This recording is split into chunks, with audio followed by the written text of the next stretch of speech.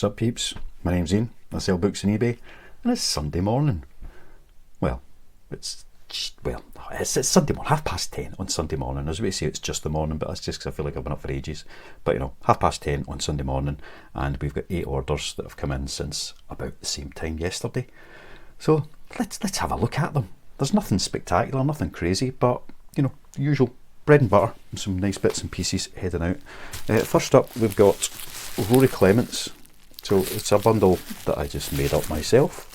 I had a few all similar editions in the set, so I put those up, and it is 6 paperback books, and they sold for £14.49. So it's a reasonable start to the day. I've got a lot of orders today which have gone over the 2 kilos, which is a wee bit annoying, because a lot of them are just over. That will be one of them. Next up is not. I just need to find it. It is Saw, the complete collection. So I don't pick up many DVDs as standalones, but I saw that and I knew it was worth a few quid. That sold for £15. That was just an including postage price, same as the last one.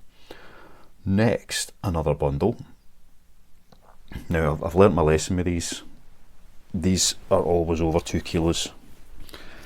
Only this time it's not, because there's a teeny little one in the top. Martina Cole, 5 Martina Cole books. So again, this is a listing that I just made up a week or so ago, and they're selling really well, so I'll need to keep grabbing more Martina Coles.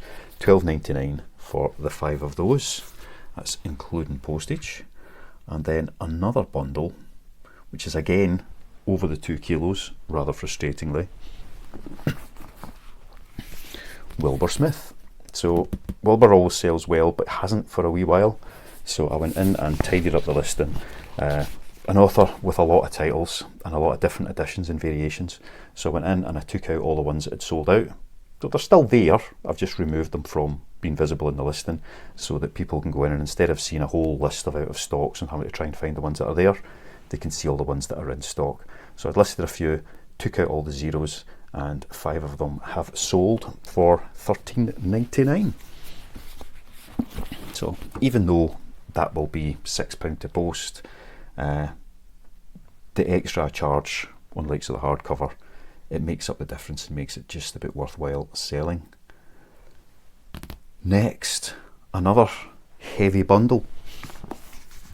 This time Pippa G, Philippa Gregory, 3 paperbacks, a couple of hardcovers, and they sold for £14.99. So a lot of these today are bread and butter authors, just ones that I can get in, get out. They don't make me a lot of money, but it all adds up. I'm still getting back about £1 a book on each of these sets, so I'm quite happy to keep doing that. The next one's a wee bit better, sold on its own. Brendan Rodgers.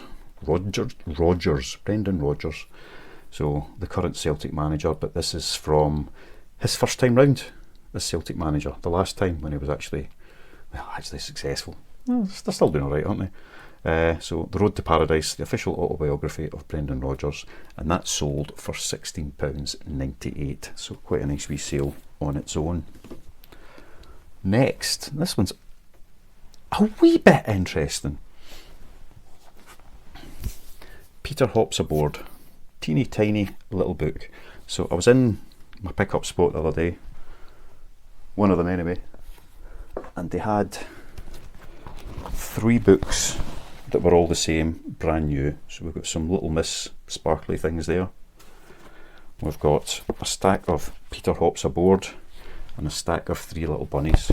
So although these will sell very cheap and not make me much money at all, 3 really easy listings to pop up.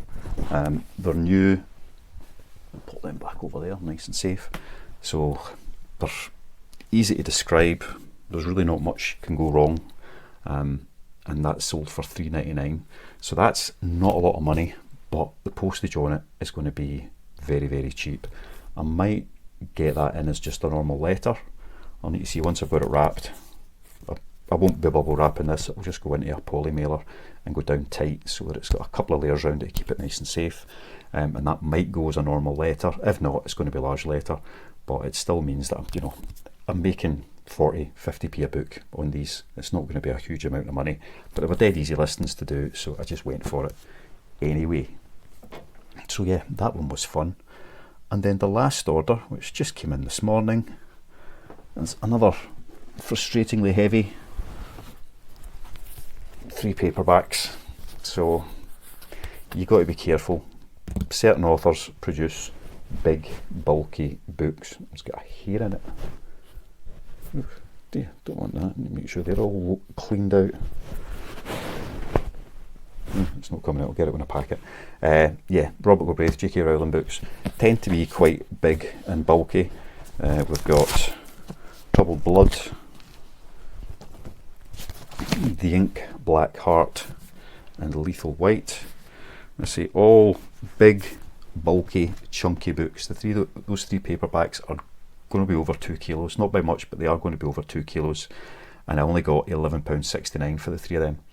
So once I've taken off the postage from that, then I'm getting about a £5, and I've still got to pay my fees off of that. So still, it's going to be close to £1 a book getting back on it, but that's only because I've priced them up. They don't sell very often because I do have the price pushed up on paperback books for the J.K. Rowling ones. It'd be nice if it's an over 2 kilo bundle. It's nice to get kind of about £13 plus for it, because then you're still getting your £10 sale with normal postage within that. Hope that makes sense. But still, it makes me money. I'm not losing money. It's a quick, easy one to list, pick, pull, pack, post. So there's no complaints on that. But one to be aware of, make sure you know how big and heavy books are when you're pricing them, and that you price them so that you will actually make some money off them, and you don't want to risk giving stuff away for free. And that's the orders for today. £104. So we're talking 1, 2, 3, 4, 1, 2, 3, 4 of these orders are going to be over 2 kilos. So straight away, that's like £26 in postage just for those 4 orders. And then I've got the other 4, which will all be like £3 each. So, well, £3.30 each. So that's another 13ish. So 26 and 14, let's call it. That's going to be £40 in postage today for that lot. Only £104 coming in. Another third of that will have gone to eBay in fees. So, you know, £35 in fees. So about £30 I'm getting back today, which is a bit less than my usual third. But like I say, there's other days where I make a wee bit more, and that's why I always say that's how I work it out, and it does balance out over a week and a month. That it's usually about a third to eBay, a third to Royal Mail or DPD or whoever I happen to use, depending on the size of the package, and then a third in profit back into the business, not taking into account cost of books, etc. But I'm continuing to get on my normal run-of-the-mill bread and butter books about £1 a book back on every sale. It can be a wee bit more than that. Sometimes it's to £1.20, sometimes it's down about 90p, but roughly £1 back in each book. If they've cost me 25p, I'm making 75 pence profit on each book, less packaging and all the other things. So yeah, this ain't going to make you rich unless you've got thousands and thousands and thousands and thousands and thousands, which somebody asked me in the comments, how many do I have in stock roughly? I did respond in the comment, but it was kind of a off the top of my head guess. Let's see what eBay says I've got numbers wise.